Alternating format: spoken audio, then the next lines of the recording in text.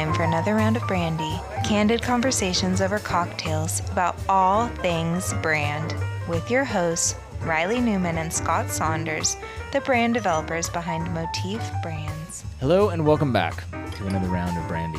This is a brandy shot, so it's shorter than our normal episodes, just because we're touching on a few topics that we've already talked about in the past. Yeah, it's like when new examples pop up that reinforce a previous episode. So we're talking more about like experiential stores.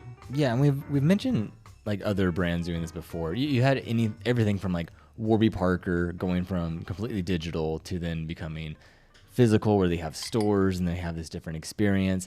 But on past episodes, we talked about, Prada, the fashion brand, opening cafes, restaurants. We talked about Ralph Lauren with his iconic coffee shop in New York. We talked about Louis Vuitton with the giant 100-foot boat thing they had in like Shanghai or whatever.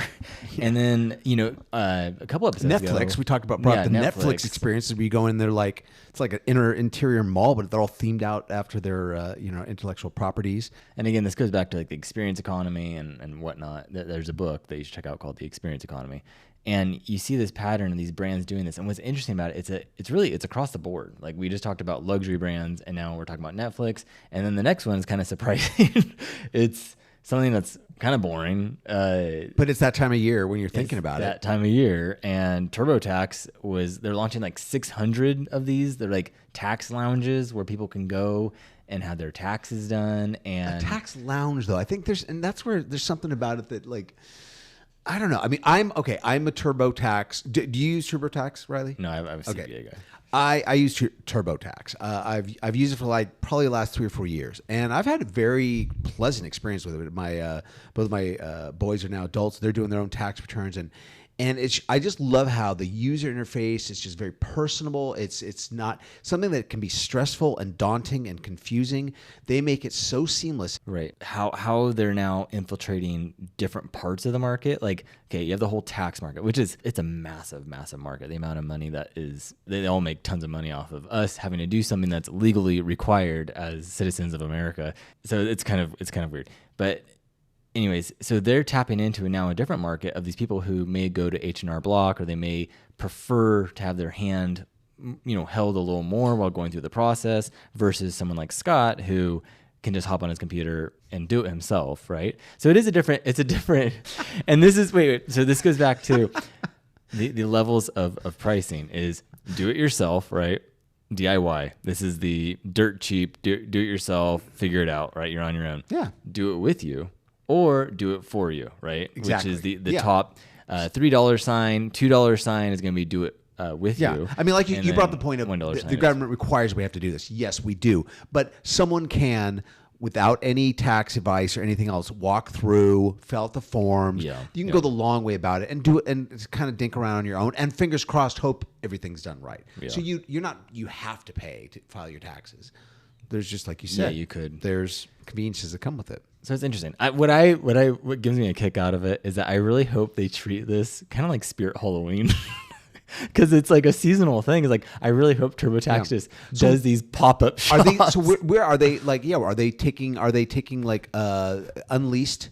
Spot, for a month or a couple months, right, during tax season, or is it like you walk into your Target and there's a little canopy umbrella inside with a little they're full, and a couple chairs and desks, and they're like, because Walmart does that. Walmart has these little pop-ups where I don't know what brand it is. It's some tax guy hangs or sets up shop in there. Yeah, I've seen it's some third party. I've seen that where it's for people, and I've seen it's probably Walmart somehow. Yeah, and I've gone a couple times. I've noticed actually people like having appointments with them, and a lot of times it seems pretty popular with the elderly people too.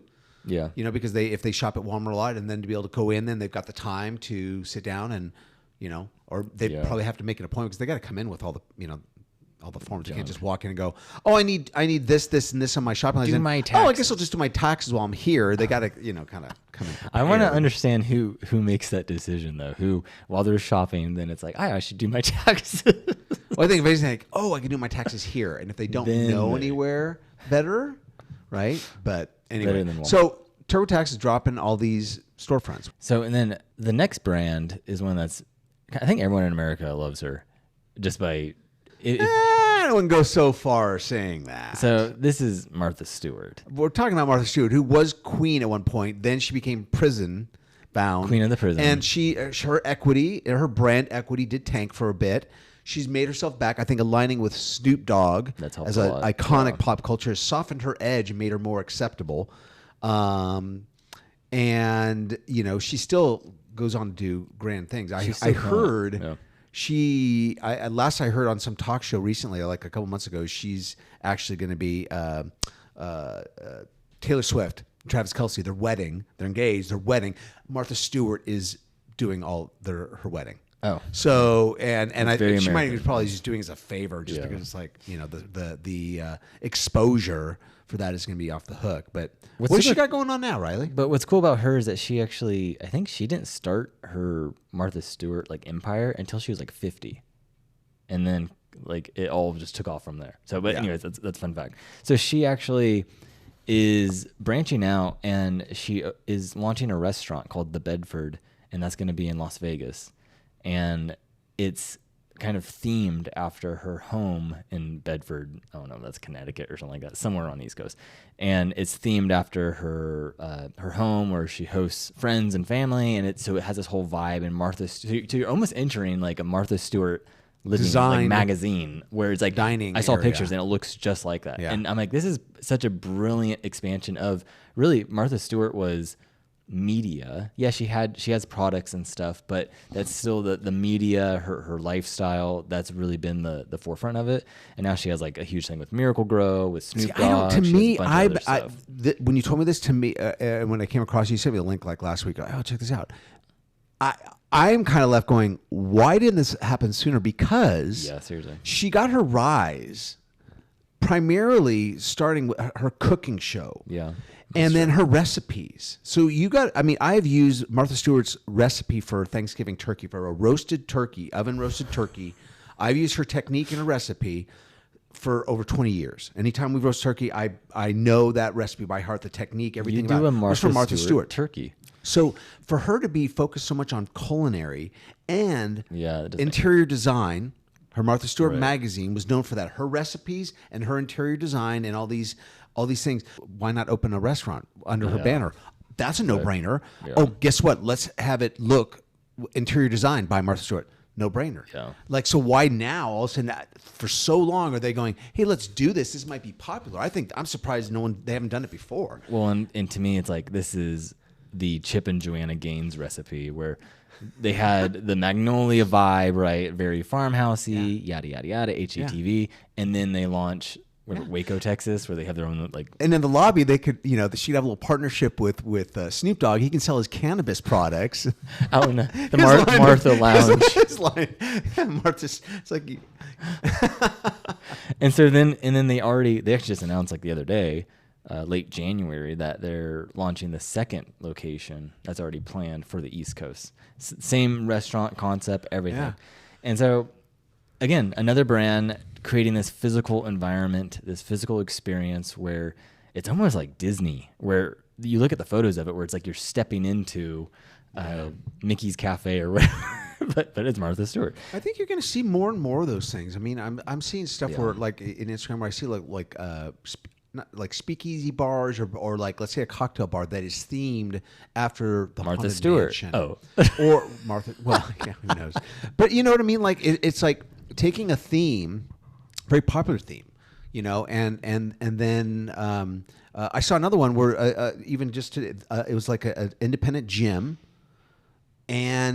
but it's Marvel themed to the point the owner is a collector. Are they allowed to do that? It's a Marvel. Well, no, because hypothetical. If he is if he's a personal collector, if he goes and spends $5,000 on a life-size Iron Man statue.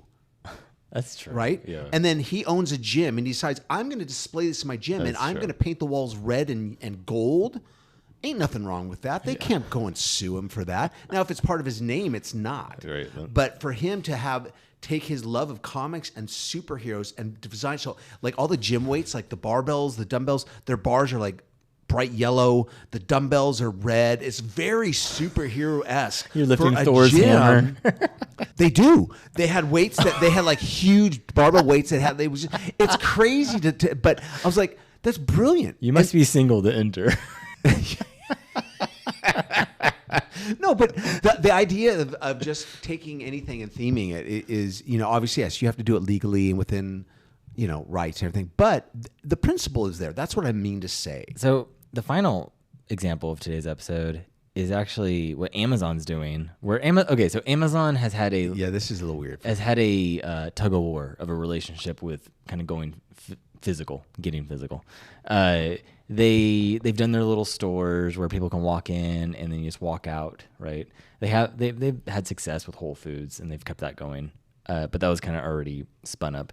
This new one is interesting because they're actually going after Walmart and my beloved Costco. So my beloved Costco. They are launching an Amazon mega store in Chicago that is going to be around like 230,000 square feet. Massive building. Like that is just huge. And so they're going after the Walmart. What are the Walmart mega ones called? The Walmart neighborhood? I don't know. I've never seen one. It's something like that. And again, Costco, where it's like I'm sure they're going to offer like Amazon. I'm like, okay, they'll have their normal stuff, but probably allow for bigger items. Because that's where Costco really wins, is that they have some larger things you can't get elsewhere because they have the storage for it. It'll be interesting to see how the brand kind of evolves to going this physical, where like I'm sure they will have maybe. But what's the draw? Yeah, why? Why would someone choose to shop in such a massive place? I wonder if they're going to copy more of Costco in this, because right now Amazon is more, it's about buying. That's why they have the one-click purchase, right? It's about buying, versus the other side of the market is all about shopping. Shopping and buying are not the same thing. So when you go to Costco, Costco is known for the treasure hunt, where they pretty much will move things around. They'll throw in new brands, or they'll launch new Kirkland products, whatever. Like I just had a treasure hunt where we usually always buy the Chomps meat sticks there, and I saw a Kirkland brand version of it. I look at the ingredients, it's pretty much the same thing. And they're rolling this out, and there's a Costco employee, and he's pretty much like, dude, these things they're like flying fast. So the Chomps are pretty much going to go away, and Kirkland's going to replace it. And I tried the Kirkland ones, and I thought they were better, and they were slightly cheaper. And so I was like, okay, win-win. As a member of Costco, I win, right? So I'm curious if Amazon, because Amazon already has the membership, so I'm wondering if they're going to go, okay, same model as Costco where it's only members. You come in, and then you have this more treasure hunt, shopping. Everything that Amazon has always been, and why it's so dominated, is it's weird. It's not a physical store. It's an online. It's an online outlet to so many different wholesalers. It's not a bricks and mortar. I mean, you look at when you order something, half the stuff on Amazon is coming from China.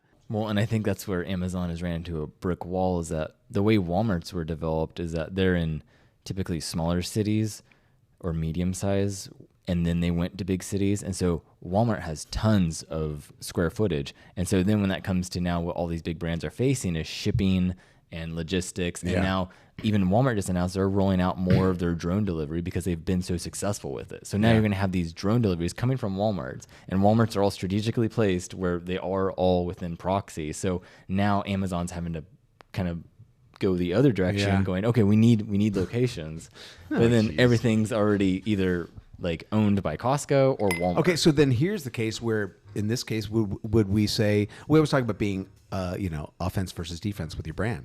So is Amazon's move as a brand to do this, is this being reactionary to Walmart dominating a certain market space? And is that a smart move for Amazon, is to be reactive and, well, they're doing it, so we need to do it, when it goes against the very core of why people shop at Amazon? And the only thing I think of is why it's so big is that it's going to be this huge delivery. Like Again, location-wise, it'll be interesting to see. Central. It's not going to be decided tomorrow, but so over time, as this thing progresses, we'll see how this plays out for them. So yeah, and that's looking like it's going to be like 2027 when that thing finally. Interesting, very interesting, big build. That's all we got for today. Yep. Thanks for listening, and tune in next week for another episode of Brandy. Mm-hmm. Cheers. Cheers.